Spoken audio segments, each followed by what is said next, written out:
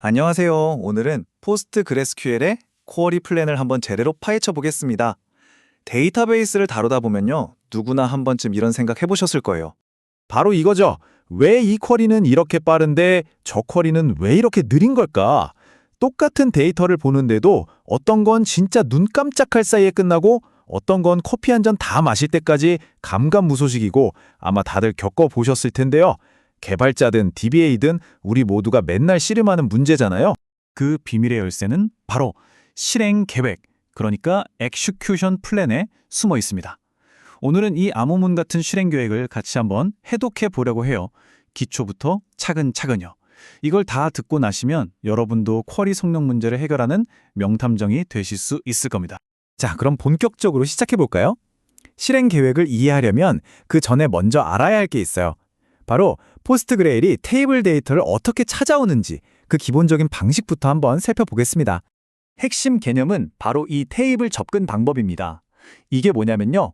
포스트그레스QL이 데이터를 저장하고 읽는 방법에 대한 일종의 설명서 혹은 규칙서 같은 거예요. 재밌는 건 이 설명서를 갈아 끼울 수 있는 플러그인 방식이라는 거죠. 우리가 뭐 특별히 건드리지 않으면 기본적으로 힙이라는 방식을 사용하게 됩니다. 여기서 정말 흥미로운 게 바로 이 역할 분담인데요. 보세요. 왼쪽에 있는 포스트그레 코어는 말 그대로 두뇌 역할을 해요. 쿼리 계획을 짜고 트랜잭션을 관리하고 메모리를 제어하는 아주 중요한 일들을 하죠. 그리고 오른쪽의 스토리지 엔진은 실제로 데이터를 가져오는 손과 발 같은 존재입니다. 테이블을 어떻게 훑을지, 어떤 데이터를 보여줄지 같은 실질적인 액션을 담당하는 거죠. 자, 그럼 가장 기본적이면서도 아주 직관적인 방법, 바로 순차 스캔에 대해 알아볼게요. 이름에서 감이 오시죠? 말 그대로 테이블을 처음부터 끝까지 한 줄 한 줄 훑어보는 겁니다. 마치 책을 첫 장부터 마지막 장까지 정직하게 다 읽는 것과 똑같아요. 우리가 explain 명령어로 실행 계획을 딱 열어보면 이렇게 scan이라고 나와요. 플라이트 테이블을 순차 스캔한다는 뜻이죠. 여기서 우리가 주목해야 할 건 커스트랑 로즈예요. 오피마이저가 예측하기를 약 21만 개 정도의 행이 나올 것 같고 이걸 처리하는 데 드는 총 비용은 4,772.67 정도 되겠다라고 알려주는 겁니다. 여기서 비용은 시간이 아니라 작업량이 얼마나 될지에 대한 추상적인 점수라고 생각하시면 돼요. 그럼 저 비용 점수는 대체 어떻게 계산된 걸까요? 첫 번째 구성 요소는 I/O 비용입니다. 디스크에서 2624개나 되는 데이터 페이지를 읽어오는 데 드는 비용이죠. 그리고 두 번째는 CPU 비용이에요. 이건 약 21만 개의 행, 그러니까 튜플 하나하나를 CPU가 처리하는 데 드는 비용을 계산한 겁니다. 그래서 이 두 가지, 디스크를 읽는 I/O 비용이랑 데이터를 처리하는 CPU 비용을 더하면 짜잔, 정확히 4772.67이라는 총 비용이 나오는 거죠. 옵티마이저는 바로 이 총 비용을 보고 가장 효율적인 실행 계획을 고르는 거예요. 이게 왜 중요하냐면요. 나중에 쿼리가 느릴 때 I/O가 문제인지 아니면 CPU가 문제인지 이 비용을 뜯어보면 병목 지점을 딱 짚어낼 수 있거든요. 순차 스캔, 간단하고 좋지만 테이블이 어마어마하게 크다면 당연히 시간이 오래 걸리겠죠? 바로 이럴 때 포스트그레스QL이 꺼내드는 비장의 무기가 있습니다. 여러 일꾼을 동원해서 일을 나누는 병렬 처리입니다. 병렬 처리 모델은 일종의 팀 플레이라고 보시면 돼요. 대장격인 리더 프로세스가 있고 이 리더가 여러 명의 워커 프로세스를 불러 모읍니다. 각 워커는 테이블의 특정 구역을 딱 할당받아서 동시에 스캔을 쫙 시작하는 거죠. 그리고 마지막에 게더라는 노드가 워커들이 찾아온 결과를 하나로 합쳐서 최종 보고를 하는 구조입니다. 이 과정을 단계별로 보면 더 명확해져요. 먼저 리더가 자, 일하자! 하고 워커들을 호출해요. 그럼 워커들이 각자 맡은 구역으로 흩어져서 마치 방 청소하듯이 테이블 블럭을 싹 스캔합니다. 일이 끝나면 각자 찾은 결과를 게더 노드로 보내고 마지막에 리더가 이걸 모아서 최종 결과물을 딱 만들어내는 거죠. 아주 체계적이죠? 그런데 말이죠. 세상에 공짜 점심은 없잖아요.